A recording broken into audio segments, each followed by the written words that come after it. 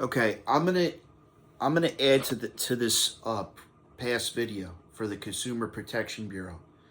So there was a case that I had. I did a video specifically about this matter. Okay, so this is exactly what happened. The person had a check from Zelle at a I'll just say at a bank similar to one of the big commercial banks. I'm not going to name the name. They put money. The client had money put a significant amount of money. I'm just going to say it was $1,500 for argument's sake. They put $1,500 into this person's account, mobile, and they never had done a mobile deposit. And they took that money and they put it into the account. And then that day or within a couple of minutes, they took money and took it out of the account. Now, the customer had called up the bank and said, I did not authorize this charge. And what they did was they did a police report. When they did that police report, the banks, they contacted the Consumer Protection Bureau, and all the Consumer Protection Bureau did was they notified the banks. That is not considered monitoring whatsoever. This is I'm explaining this exactly as the story unfolds. I'm explaining word by word what exactly happened.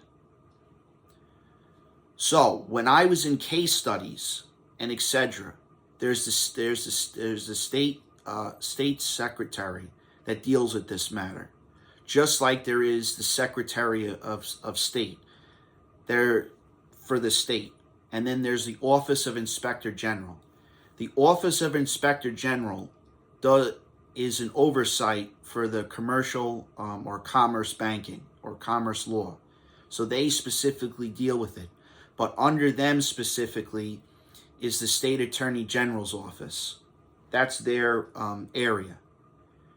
If you have any situation when you're monitoring anything or any fraudulent matter, they're required to send over that documentation over to those organizations, like the State Attorney General's office or the Office of Inspector General, when it becomes a federal matter. If it's state, it usually goes to the police department. But if it's multiple times, it becomes a federal matter, and then it goes to those sections. And then they can rule or give you answers onto that matter. When I had when I went to the client, I had spoken to. There's a person from the State Attorney General's office. They're called a private State Attorney General, and they deal with specific jurisdictions in that matter.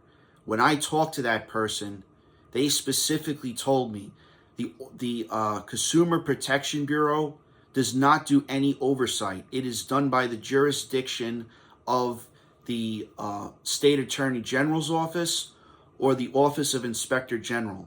That's their jurisdiction. They're only there to just they don't really monitor. So if you're really specifically talking about monitoring, you're not really giving the correct information. And that's something that needs to be brought as well to this message. So I don't know what exactly you're monitoring, because in that matter, I talked to the private, he's called the private private State Attorney General's office. I'm sorry. The private State Attorney General's office explained to me that they're not supposed to, when you monitor anything, you're not supposed to notify the banks. You're supposed to notify the customer, and it's considered invasion of privacy. It's your Fourth Amendment rights. So you can't be, when you have any type of fraudulent matter, you don't notify the bank. You notify the customer.